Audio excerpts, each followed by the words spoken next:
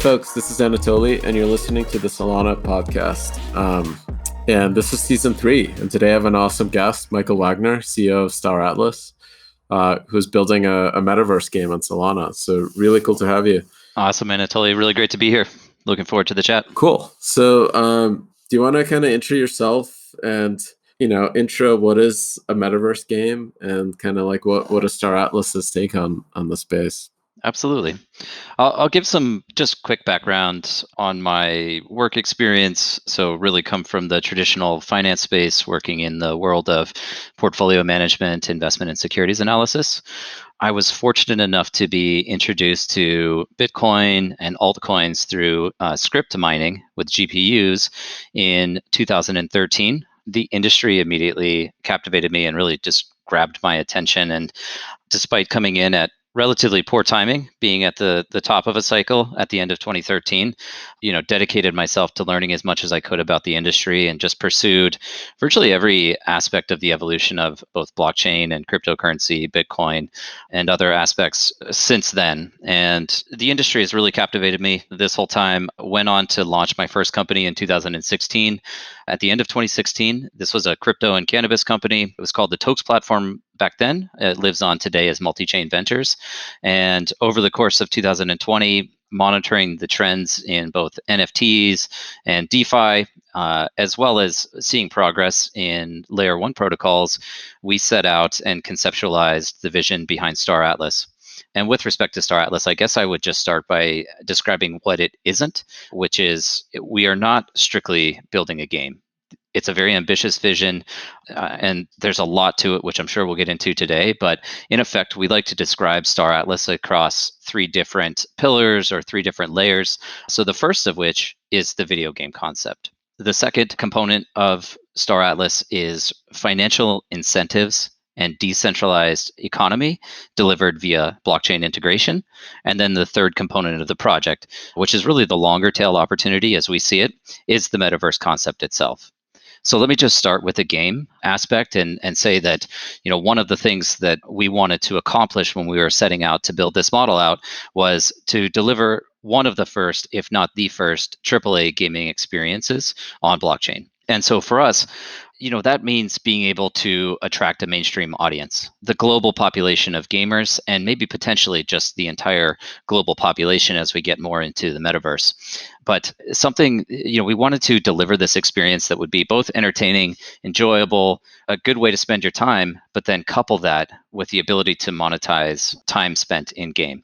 So we are building Star Atlas as a space-themed MMO. You can consider it an MMO RTS or RPG, but the general premise is hop into a spaceship and go explore the universe, navigate the stars.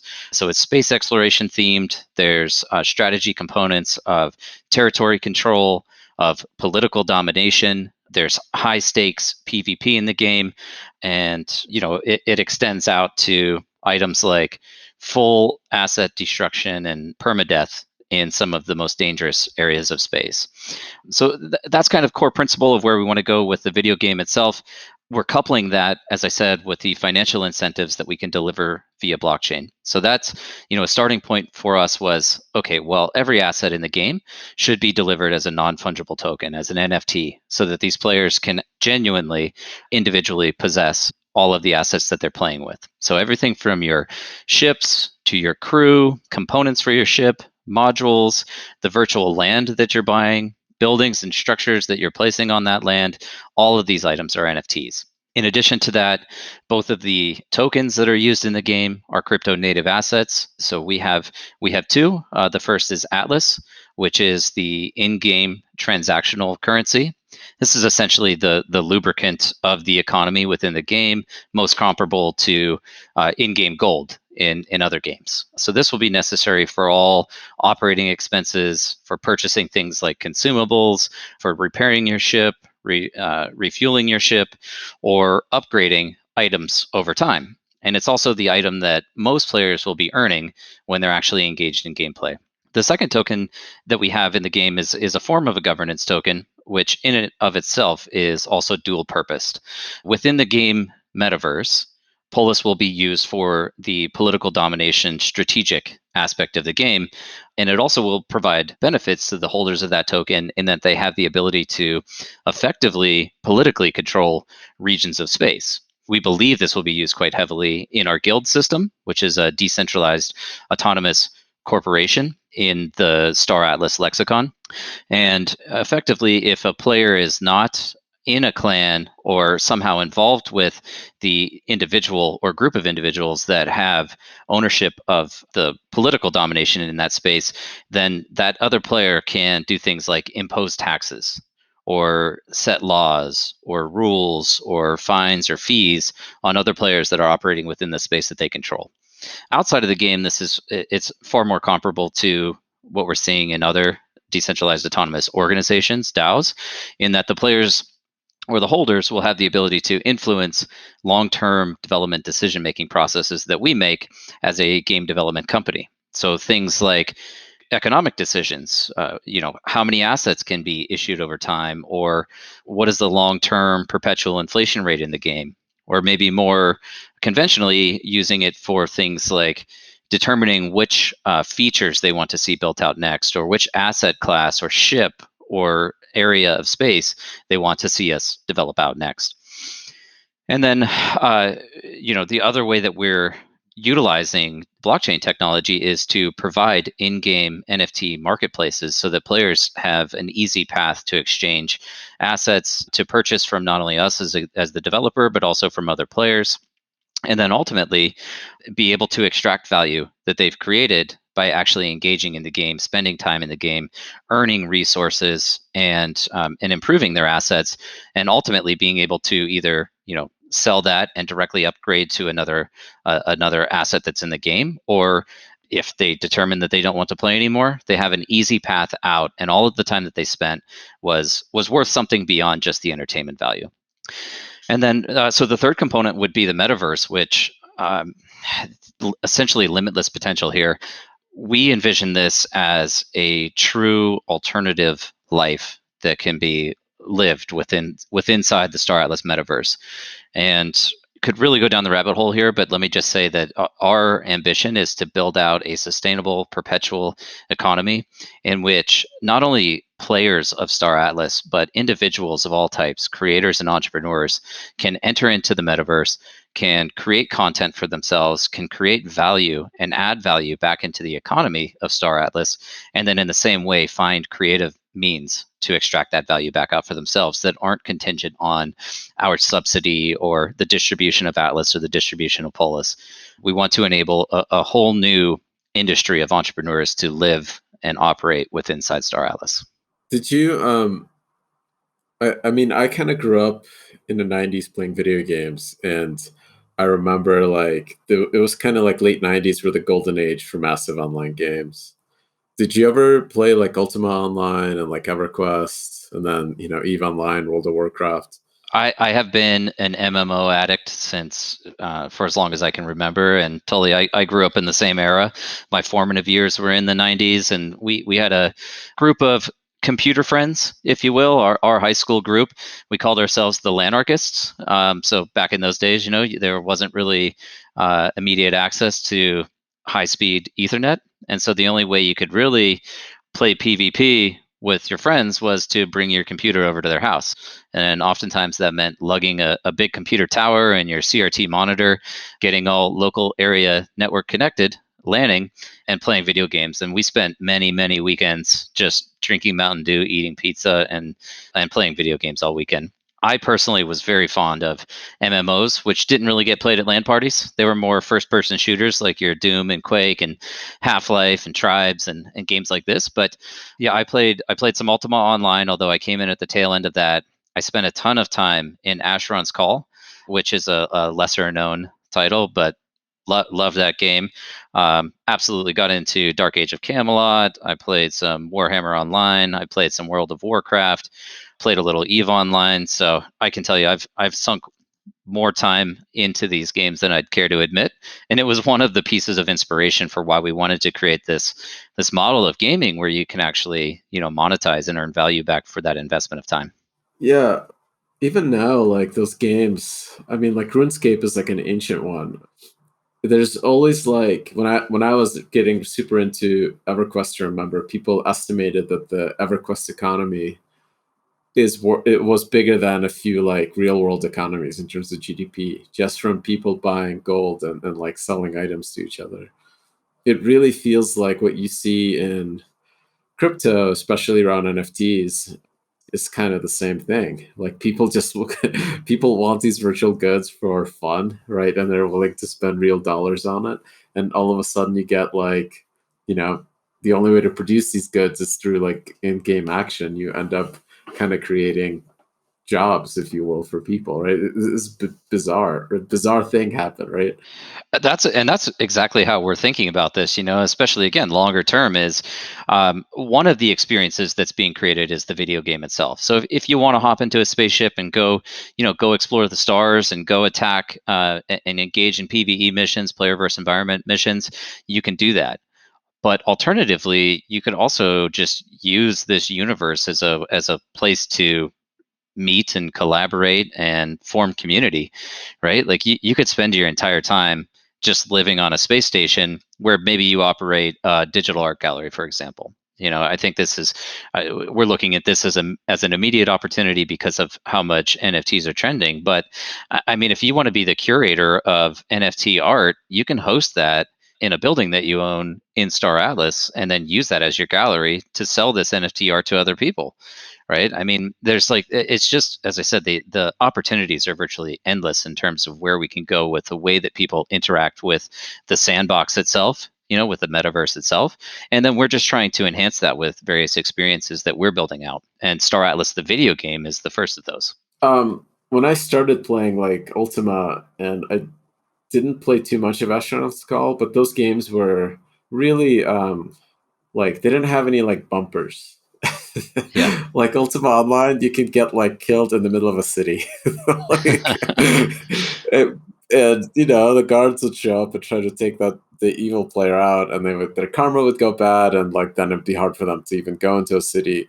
But it seemed like the world started trending towards like more sandbox style, where you kind of have like these safety nets in some parts and more open PvP style playing in others.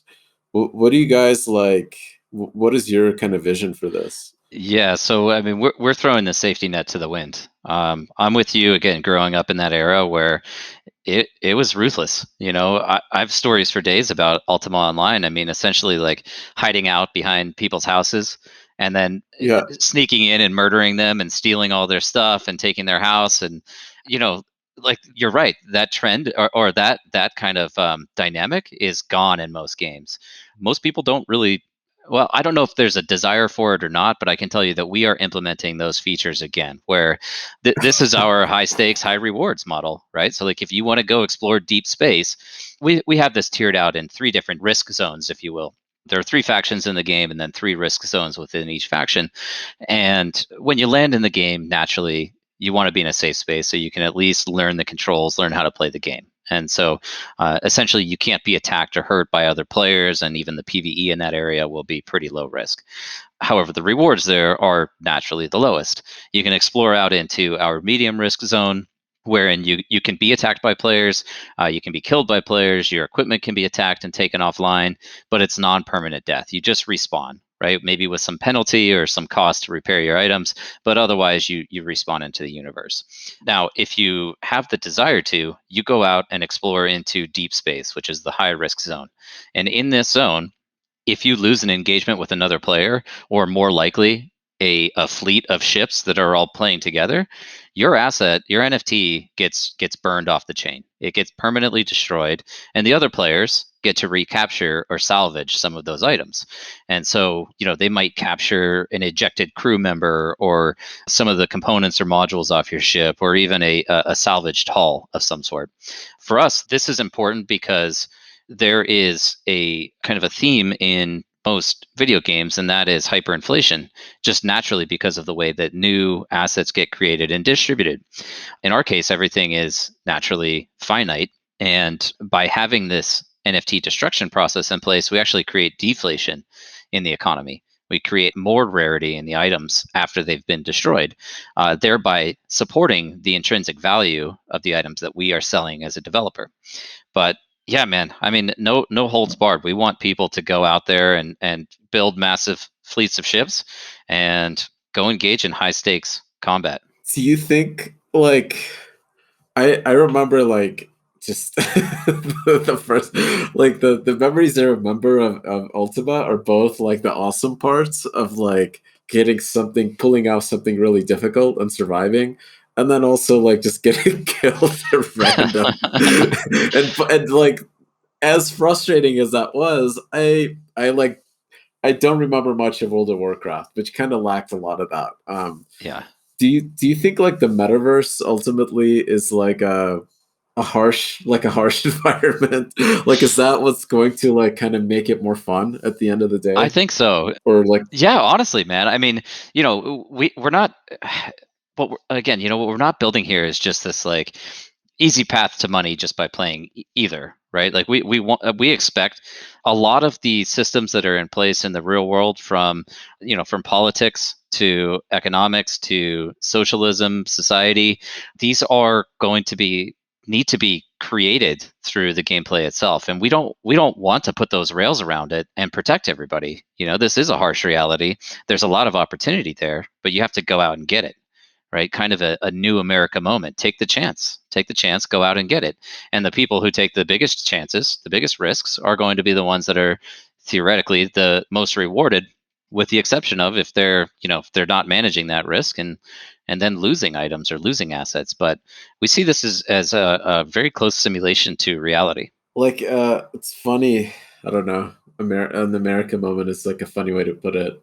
Like to me, like I don't know if Ultima Online would have been successful without it. Like I don't think it would have attracted the people that like the diehards. And I'm wondering if this is like a metaverse frontier needs to be harsh because the people that are willing to spend a lot of time in it are the ones that like enjoy getting randomly blown up.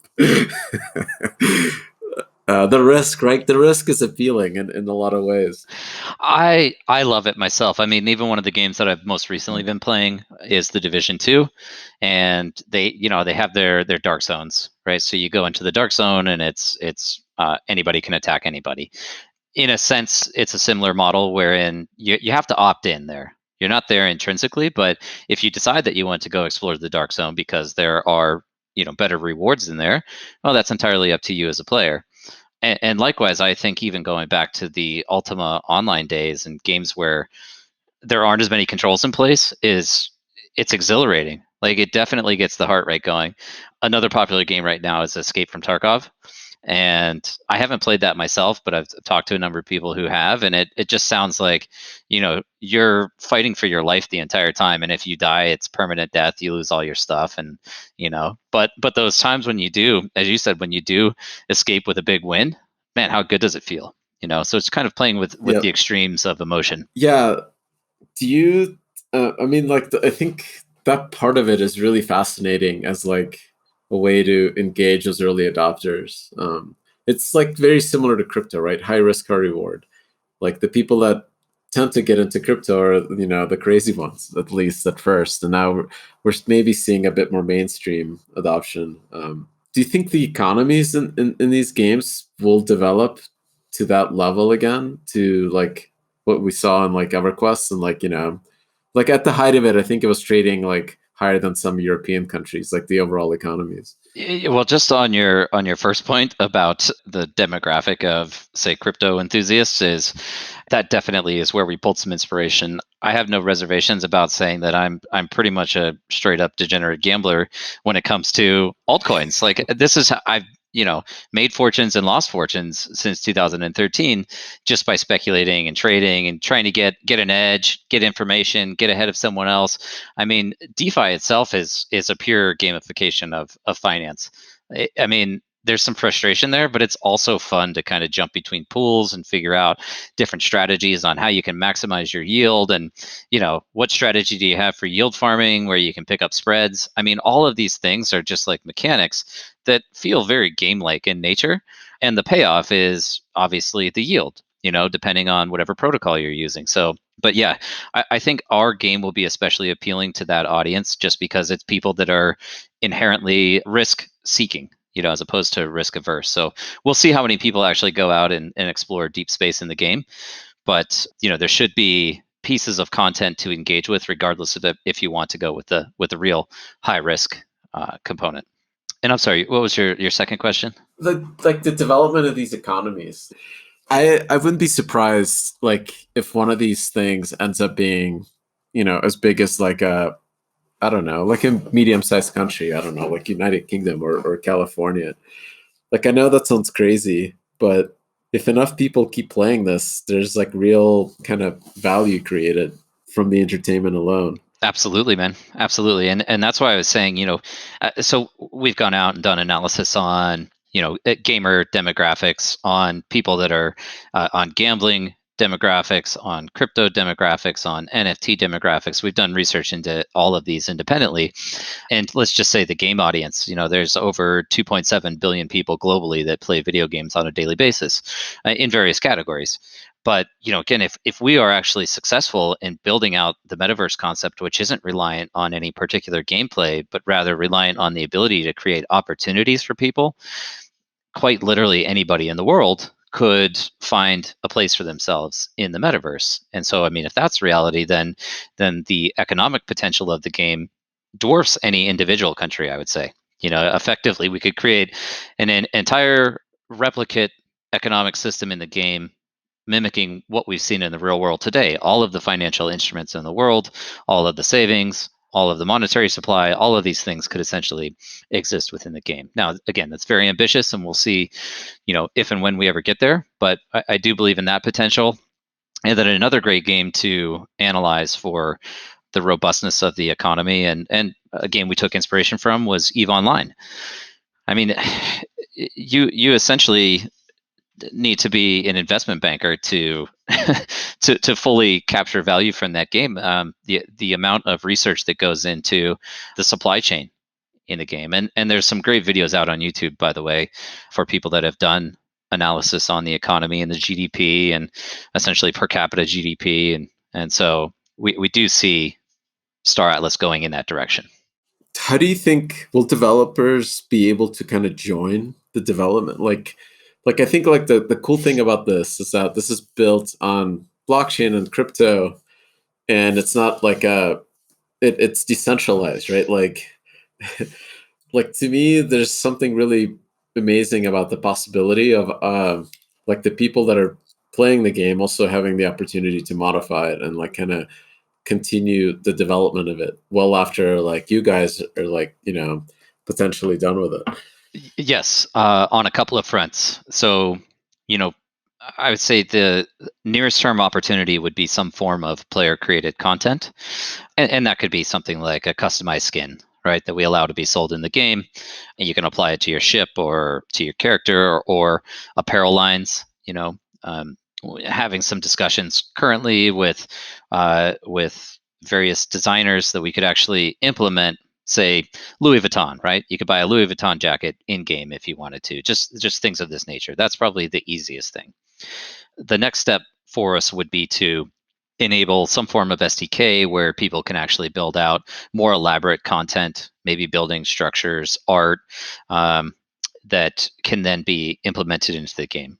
The third part of this is where we get into people being able to create their own businesses within the metaverse that's kind of unrestricted from the framework that we're currently building. And then, of course, as you said, with blockchain, I think what's really attractive here is because all of the assets are living on chain, there's nothing preventing another game developer from recognizing those assets. If another game developer is building on Solana and they want to recognize a ship or a character or an avatar or something from our game, then they can easily do so. And then that can be a playable asset within their game. We also have this a little bit of we're calling it an arcade now. We're still in early talks on discussions internally on this, so not sure that this will be something that we actually implement. But think of it effectively as a rack of games. It's an arcade wherein all of the games that are hosted on the Star Atlas minigame portal in some way incorporate the actual underlying NFTs that we're selling. but the game experiences that are created around them differ depending on whoever the developer is. And so, if you, for example, want to build out Risk the board game, but on blockchain and use Star Atlas assets, all you have to do is develop out the game itself. We implement it into our arcade, and then people can just spend some time playing that. Or, again, limitless potential here. It could be virtually any style of gameplay that somebody wants to create. So I do think that there's a real beauty, though, in having assets within one game universe be able to transcend that metaverse into alternative experiences. How do you guys like prioritize and scope like development? Because this is kind of really, really open-ended in terms of what can be done. I mean, our big focus right now is on delivering the actual game experience. So that's why I'm describing the metaverse as this long tail opportunity for us, because it certainly isn't our focus, and it's going to require a significant amounts of experimentation to actually execute on. But for us, it's delivering that AAA quality game experience. We're building it in Unreal Engine 5. When that becomes available, we're using UE4 now, so it's going to be of the highest graphical fidelity, cinematic quality graphics rendered in real time. And we want this to be just fun, a great way to spend some time, and with the added benefit of being able to participate in financial incentives via blockchain. So for us, it's making sure that we deliver this initial experience, the main attraction, and then expanding around that. So yeah, and we've got a nice roadmap ahead of us in terms of how we're going to execute on that. Effectively, the next major milestone for us is coming up in April, towards the end of the month, and we will be launching an NFT collectible series that we're calling Rebirth.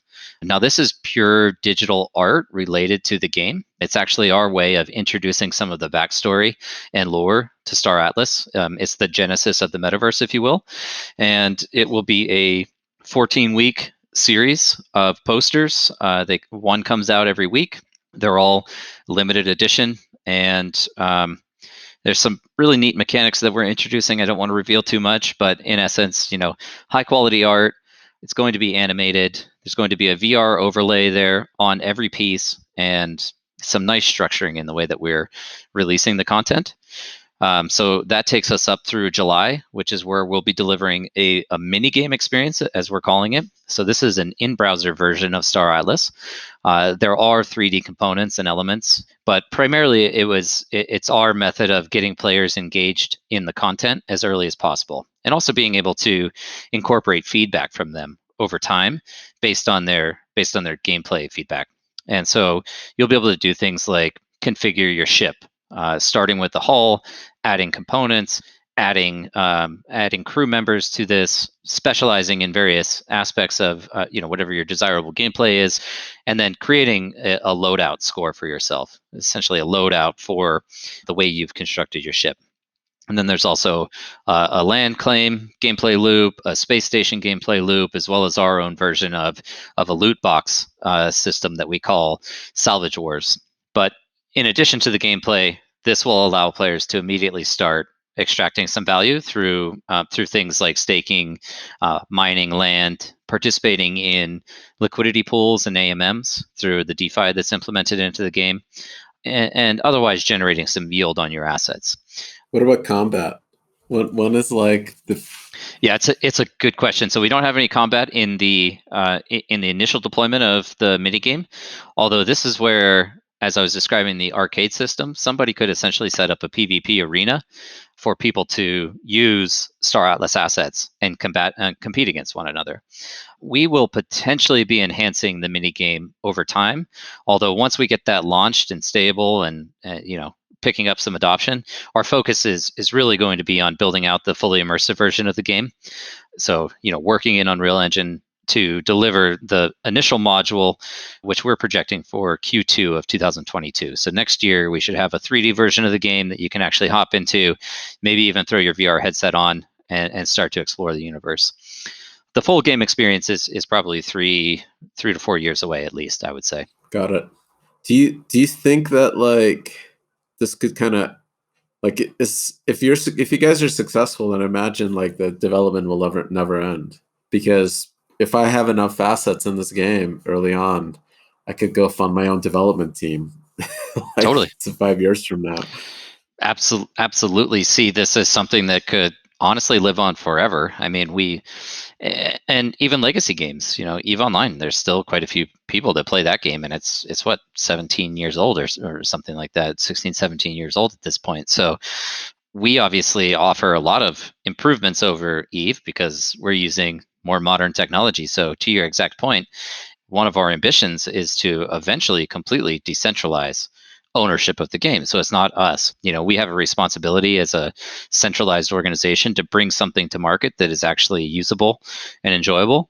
But beyond that, with this governance system that's, implemented from the start of development, people have the ability to essentially take this over and create it, turn it into whatever they want to turn it into. And it's effectively using global consensus of players to create that experience. What's the hardest kind of thing to develop in these games?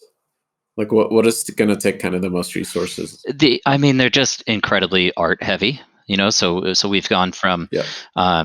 really just Danny Floyd, who's our chief product officer, who was laying out the initial scope and pre-production planning, to over 25 people on the art team today, from concept to 3D modeling to animators, VFX and finish work. It's just incredibly heavy on the art and creation side. So we're in a pretty fortunate position, though, in that we're really building out production ready art even for the minigame. And all of the assets that we're creating today that will be on display in the minigame will also be usable in Unreal Engine. So we're trying to create some efficiency in how we build out now so that we don't have to duplicate or redo effort going into the future. But by far, I would say most of the investment in human resources and time is going into that design work. Got it. Are modern engines, like something like Unreal 5, do they have like a lot of the physics worked out for space? Or is that still something that you guys would need to build out as well? That's really probably a better question for Danny, but my intuition and based on our past discussions, I would say that most of that, the physics engine and everything, is already worked out for us, right? It's we're able to modify it, but we have a great platform to start with, so we're not recreating the wheel, so to speak. Got it.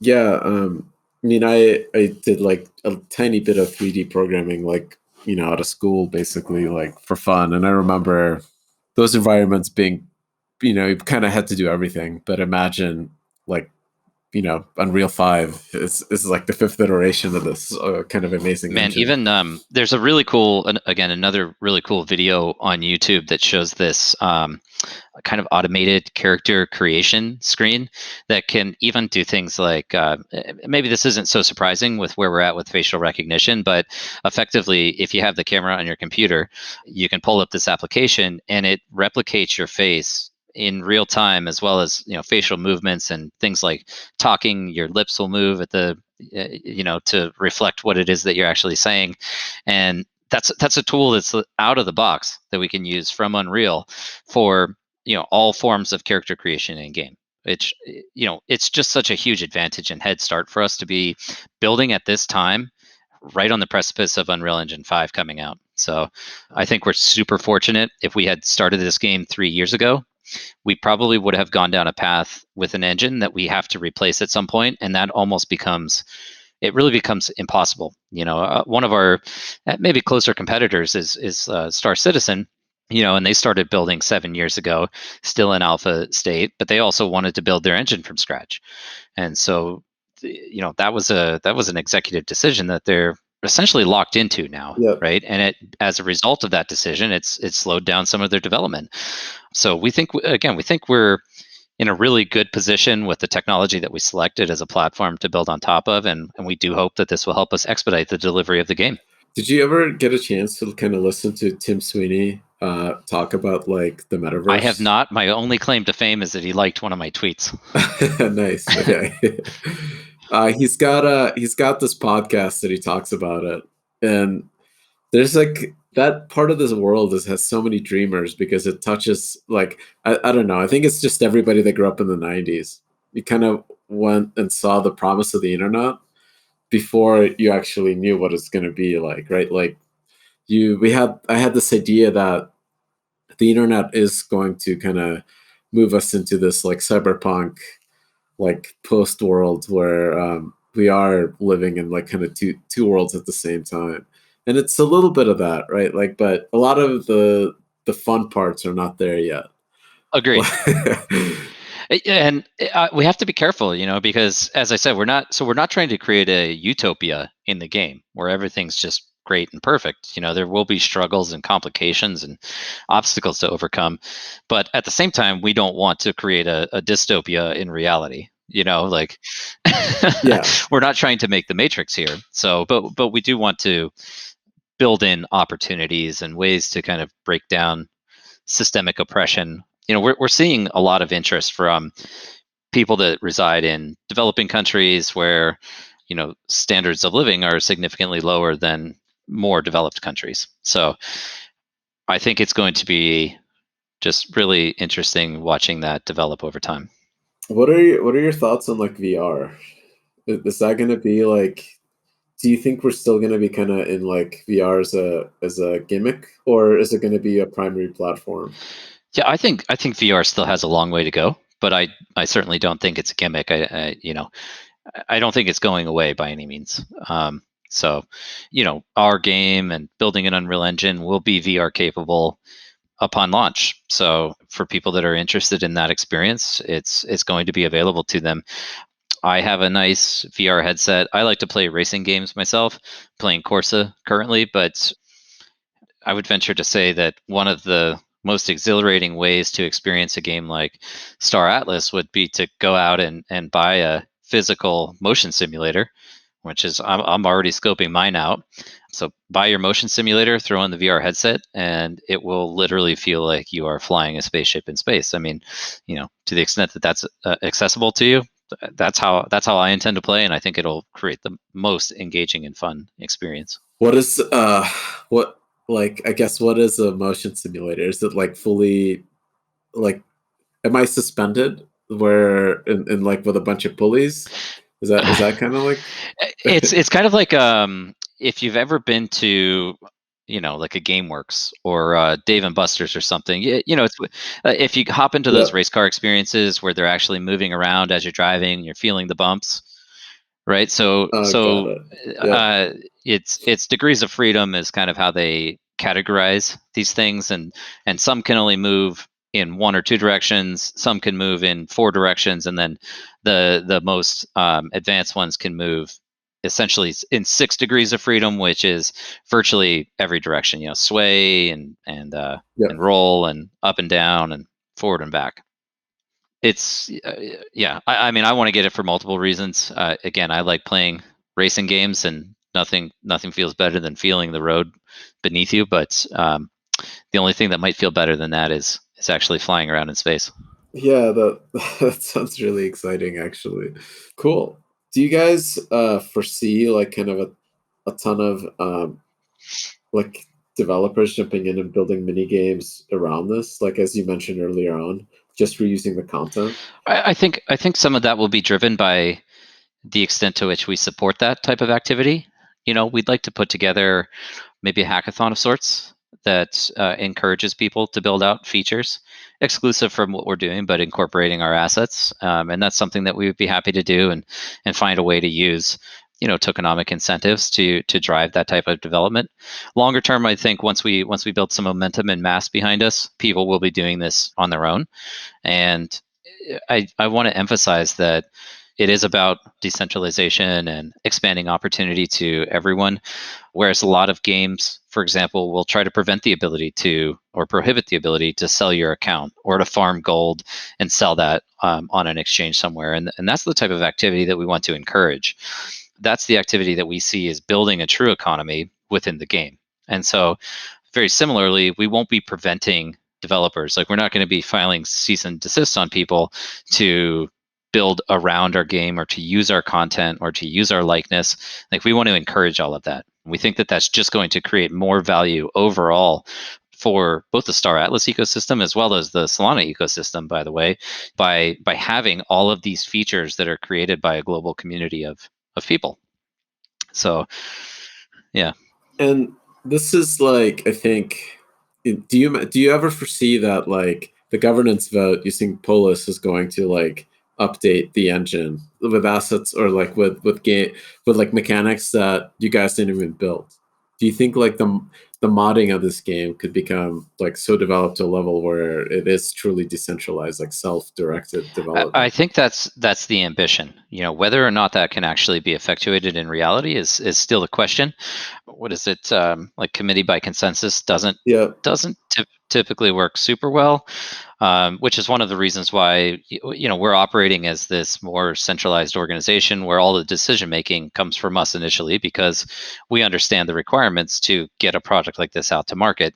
If you start incorporating consumer or user feedback immediately, you're never going to get to a finished product. And so our goal is to get to that, essentially refined finished product, if you will, and then allow that to evolve over time. And if it evolves into a more decentralized product or purely decentralized product in the future, that would be fantastic. Now, what's the timeline on that? Could be 10 years, could be 20 years, could be 50 years, assuming that the metaverse is still around. And it's something that I'd be happy to see. that's awesome.